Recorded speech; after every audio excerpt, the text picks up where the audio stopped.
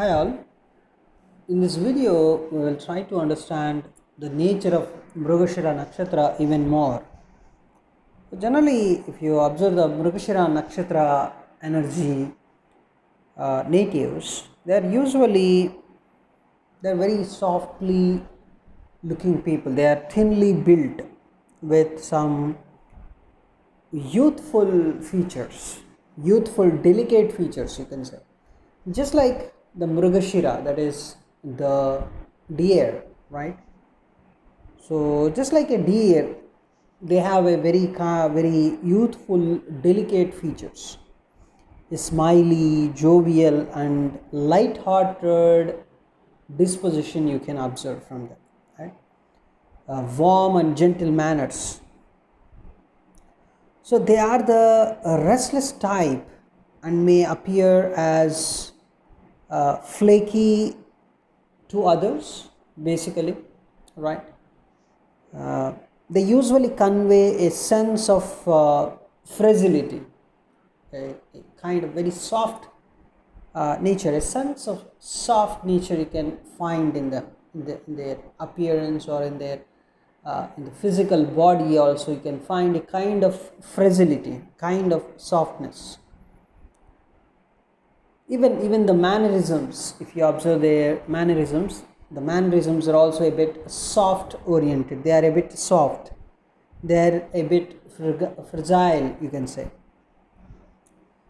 Their mind is always roaming about,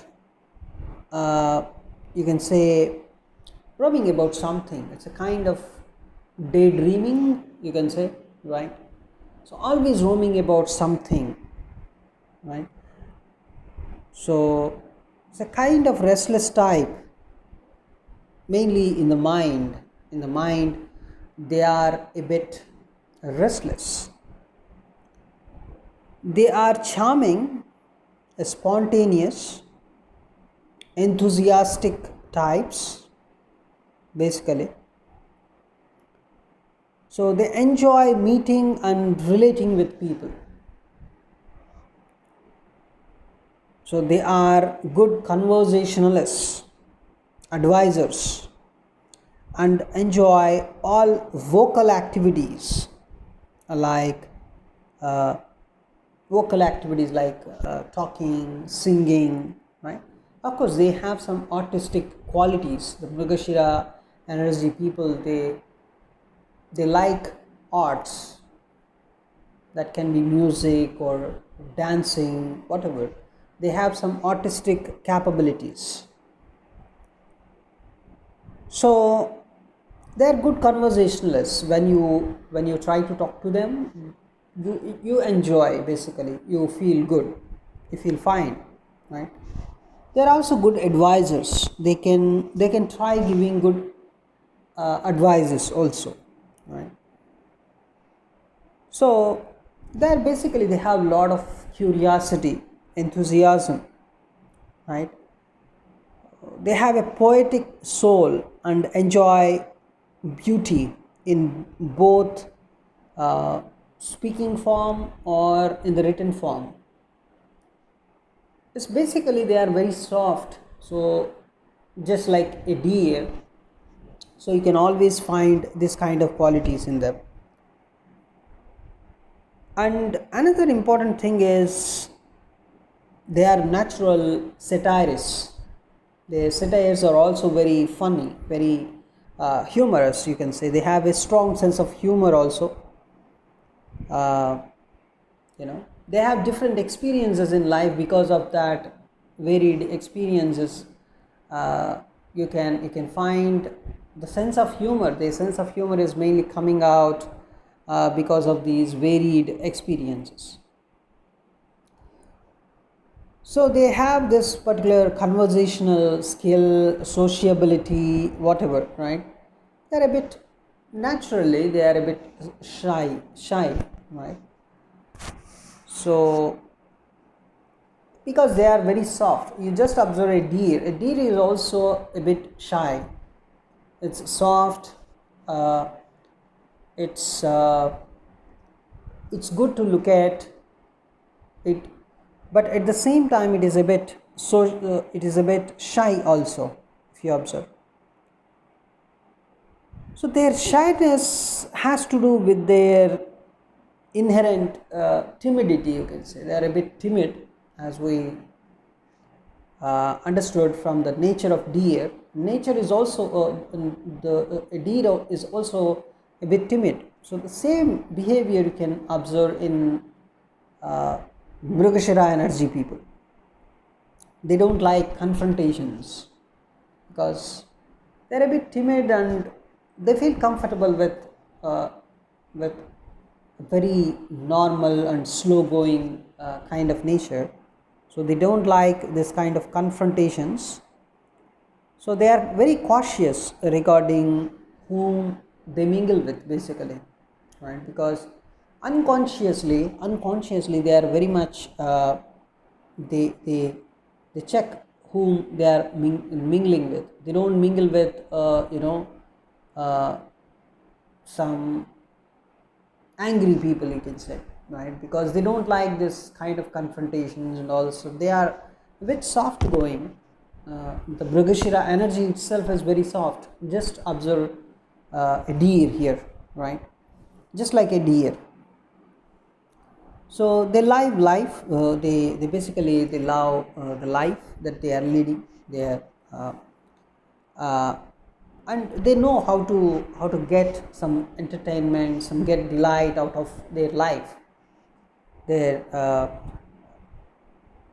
just like gods take delight out of drinking the soma. Soma has connection with Mrigashira, right? Soma is the celestial nectar, you can say. So just how gods enjoy by drinking soma, they feel very good, they feel delightful, right?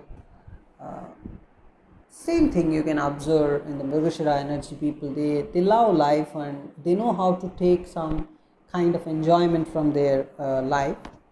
So just like a honey bee, you can also compare them with a honey bee. A honey bee is something like it is buzzing about the flowers and it know how to suck the juice from different flowers, right? So that is how a Mrigashira energy person generally behaves, right? So it's a very good thing if you have a friend of Mrigashira energy. You also feel very much good, very much comfortable.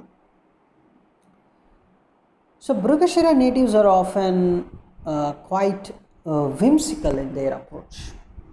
That is also there. Just like a honey bee would choose not to suck juice from a particular flower for no apparent rhyme or reason, right?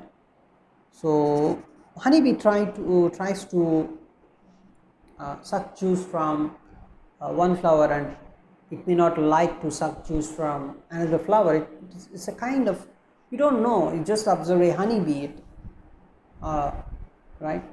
It's a bit whimsical if you see the behavior of uh, a honeybee also, right? Just like that, Mrigashira energy people are also similar to that.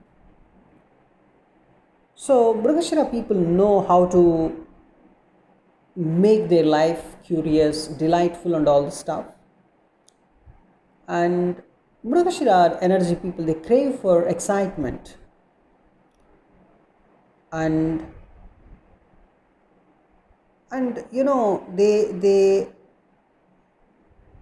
they are not very much they don't like the self-destructive nakshatra people.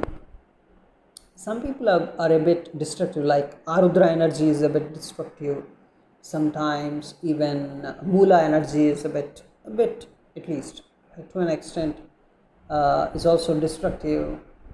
So they don't like this kind of destructive people because you can just find a connection of Mrigashira with the Soma, uh, with a very soft nature, right?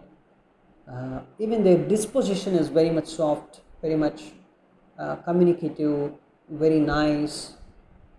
So they may not like the destructive people. And Mrigashira natives often display a highly suspicious nature. So this comes about due to their high alertness levels at the and their ability to sense danger, just like a deer, you can say. Right? Deer is also is always a bit it suspects if someone is there and someone is trying to hunt or something like that, right? It suspects basically, and they have high alertness levels, right? Because that is needed for the years. And the same behavior you can also find in Mrigashira energy people.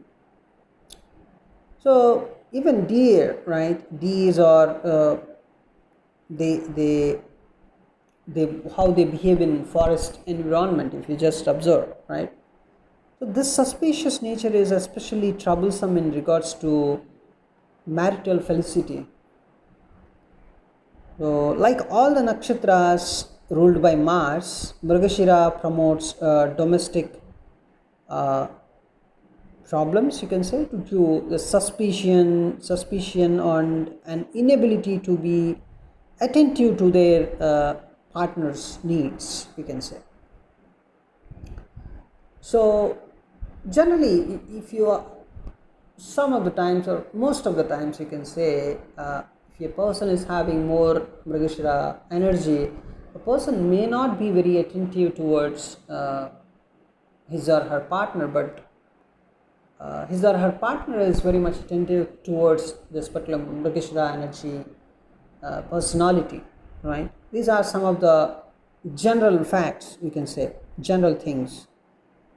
So their partners usually get more attached to them than they do, you can say. Mrigashira is it doesn't like restricting its affections to one person. So those having a strong influence of Mrigashira energy in their horoscopes usually experience marital disharmony in one form or the other. One thing is they may not pay much attention to their partner, but at the same time they are interested in different areas because they want some kind of, they're very soft in nature, right? So this kind of, and also they like to they like to be very social, they want that social behavior, they like to be very social. So they want to enjoy the life, they want to, just like a honeybee sucking juice from a flower, uh, that way the Mrigashira energy people are also very much interested in making their life delightful.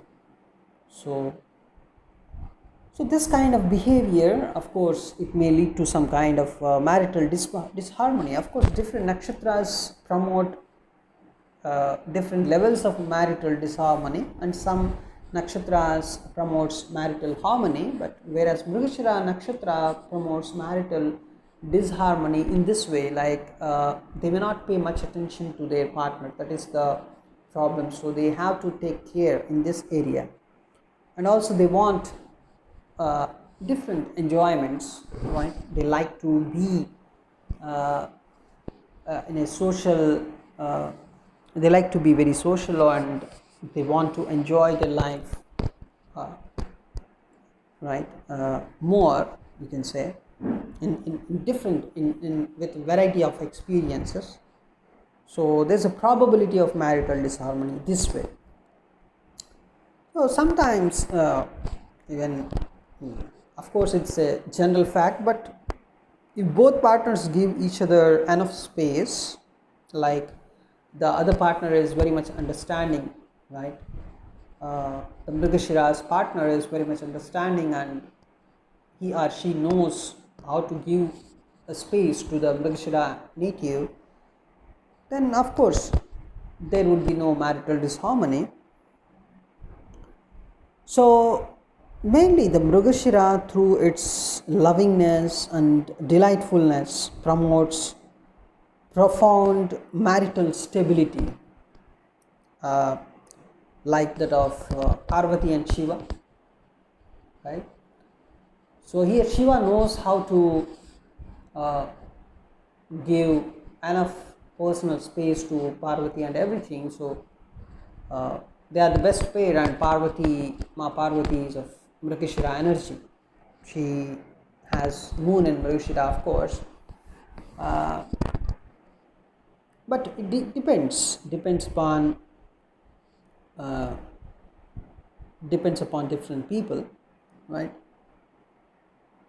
So Mrigashira signals the arrival of mercurial energy through the beginning of the sign Gemini. Mrigashira 1-2 padas are in Taurus, but whereas Mrigashira 3-4 are in Gemini. Of course, every Mars nakshatra like Mrigashira, Chitra, Dhanishta, the 1-2 padas are in earthy sign like Taurus or Virgo or Capricorn. Like Dhanishta 1-2 are in Capricorn, and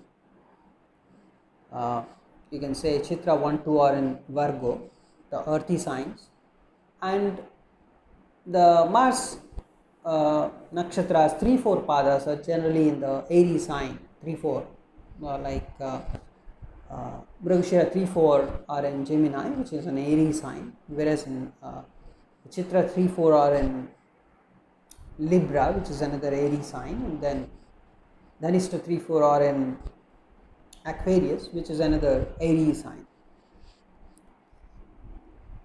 So Mrigashira means any Mars nakshatra welcomes the airy energy through 3-4 padas. Here this particular Mrigashira 3-4, right, is welcoming the airy energy Gemini, that is a mercurial energy. So it is a place where discrimination is born. Generally, Gemini is a place where discrimination is born, right? So it is also the first nakshatra where conclusions are drawn and fixed opinions are formed as a result of experiences. Because Taurus is all about experiencing the life, right? So any kind of Taurus energy is always about experiencing the life, right? So after experiencing the life, what happens? Generally, you make some conclusions, right? You draw some conclusions. That's what happens, and after you experience something, right? Let us say you have an ice cream, right? So you make a conclusion out of it that the ice cream is yummy or it's not so good, or it's okay kind of thing, whatever, right? You draw some conclusion after experiencing. And this Mrigashira is also something like 3-4 generally. Taurus is always experiencing, and then 3-4 Mrigashira 3. So Mrigashira 1-2 is about experiencing, and 3-4 is about after experiencing drawing some conclusions. Kind of energy is born here, right, in the Gemini. So Mrigashira, despite its lightness, it's a very fixed nakshatra when it comes to some kind of attitudes or some kinds of opinions, you can say. It will never back down in any civilized argument. If you go to an argument with Mrigashira people, of course the argument may not be very frictional, but they never go back. They don't go back normally.